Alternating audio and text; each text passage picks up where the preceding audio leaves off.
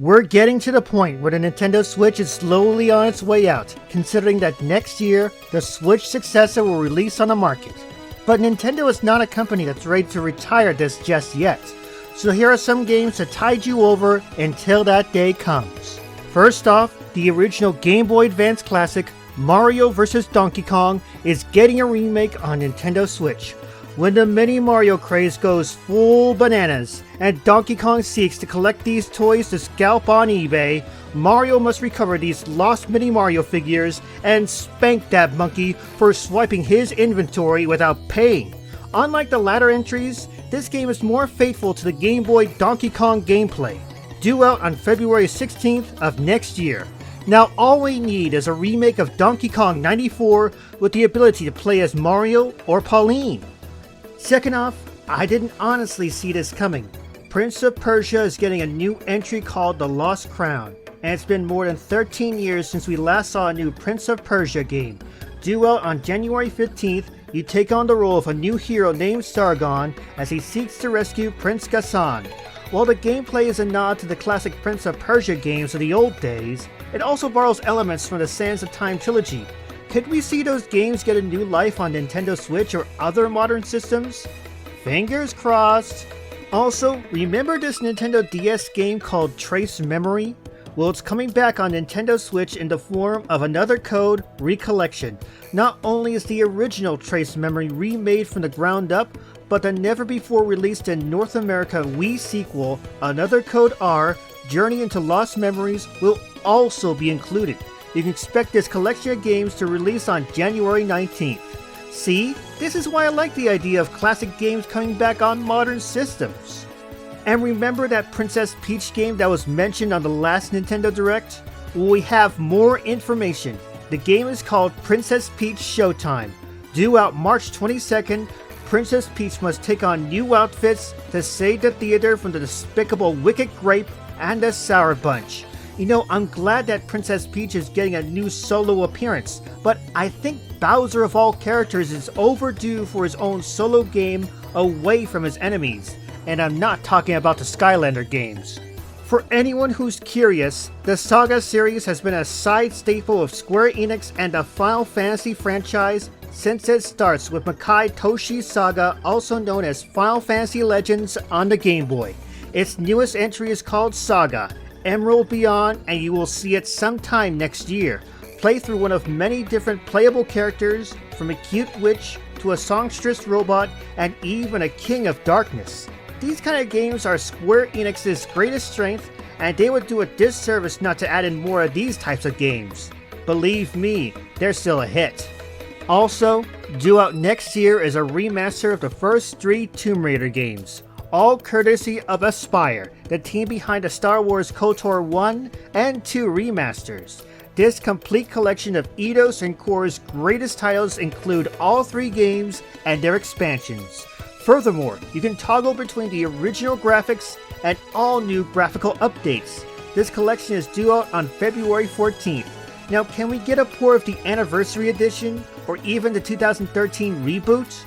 Also folks, if you were disappointed in Contra Rogue Corps, Konami is putting out a new Contra game called Operation Galuga, done by WayForward, the same company behind Contra 4 on the DS. You play as Bill Riser, Lance Bean, and other familiar faces as you go through the Galuga Islands to take out the Red Falcon. Up to 4 players can join in on the fun. This game is due out next year. Also, it has been confirmed that limited run games will handle the physical port, so stay tuned. On a side note, it looks like Fire Emblem may finally have some competition. Unicorn Overlord, courtesy of Vanillaware, the same company behind 13 Sentinels, Aegis Rim. Travel across a vast world and cultivate a grand army to liberate your kingdom and reclaim your destiny. This game will launch on March 8th of next year. Oh boy, if Atlus and Vanillaware can get away with this, then I think Sega is overdue to bring back Shining Force and evolve that into something new. Also, remember when I talked about Luigi's Mansion Dark Moon coming to the Switch? Well, we finally have a confirmation date for the Switch remaster, summer of next year. That being said, I still wonder if we'll get more 3DS games ported to Nintendo Switch, be it Zelda: A Link Between Worlds, Metroid: Samus Returns, Mario & Luigi's Superstar Saga or Bowser's Fury Remake, or Ever Oasis to name a few. So many 3D games that don't deserve to be bound to that system, and so little time. And here's something that caught me off guard. FZero is back with a new exclusive feature for Nintendo Switch Online members. FZero 99. Race against various other racers on the famous Super NES tracks and blow the competition away. You'll be able to race down this nod to the classic FZero right now. That being said, I hope there is a standalone port of this nod to the Super NES FZero or even FZero GX getting a Switch remaster in the future. There are 2 League of Legends games coming out to the Switch. The first one is called Bando Tale. Due out next year, you play as a Yordle in Bando City, trying to restore and reunite citizens after a catastrophe. Craft and farm your way to restoring glory to this once beautiful place within the lands around Bandlewood. The other one is called Song of Nunu. You play as a young boy named Nunu and his Yeti friend Willem, as they seek out the mother of the protagonist. Luckily, you don't have to wait long, as this game is due out on November 1st. I've never played the main MOBA game League of Legends, nor do I plan on doing so. But it's nice to have spin-off titles to expand the lore for the benefits of single-player heroes. For those who played Ayuden Chronicles Rising, I hope you're up for a sequel called Ayuden Chronicles 100 Heroes. And this is exactly what you expect. Recruit up to 100 heroes and stop an empire from hunting down an artifact that would give them limitless power. This game will release on April 23rd of next year, though judging by the trailer of this game so far, oh boy, this is gonna be a long game. Concluding the event was a game that was waiting for a remaster for a long time. Paper Mario: The Thousand-Year Door.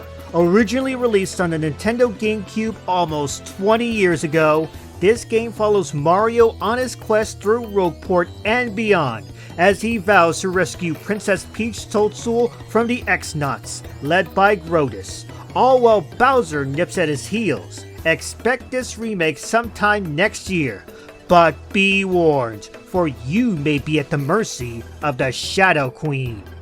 As you can tell, we're at the beginning of the end for the Nintendo Switch, though my big disappointment right now is that we don't have enough ports, remasters, or remakes coming out. I want to see more of this stuff to tide me over until the Switch 2 comes out. And there's nothing wrong with seeing older games on modern systems, be it the Switch, PlayStation, Xbox, Steam, Epic Games, GOG, Android, or even iOS. But hey, only time will tell if we do get more ports, remasters, or remakes. Now just a heads up, later on I have a bone to pick with Unity Games over its runtime fee being implemented. Keep your eyes peeled for that. Until then, I'm switching on out of here.